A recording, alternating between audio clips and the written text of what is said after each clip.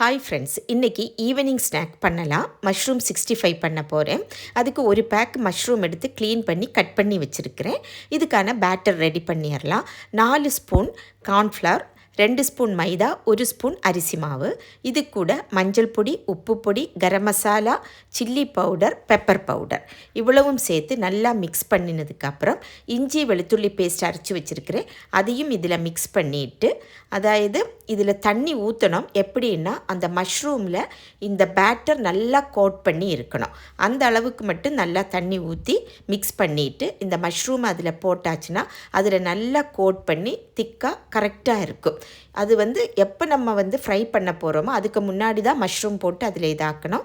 ஏன்னா இல்லைன்னா மஷ்ரூமிலேருந்து தண்ணி அது வாட்டரி ஆயிரும். இதை എന്നിട്ട് நம்ம நல்ல திளைச்ச எண்ணெயில் போட்டு நல்லா வறுத்தெடுத்தோன்னா அந்த மாவெல்லாம் இலகியே வராது. அதில் நல்லா கோட் பண்ணி நல்லா இருக்கும். ரொம்ப எண்ணெயும் பிடிக்காது. எடுத்து வச்சுட்டு அதில் நல்லா சவாலாவை பொடி பொடியாக அரிஞ்சு லெமனையும் ஸ்க்யூஸ் பண்ணி வச்சு சாப்பிட்டாச்சுன்னா சூப்பர் டேஸ்டியாக இருக்கும். தேங்க்ஸ் ஃபார் வாட்சிங்.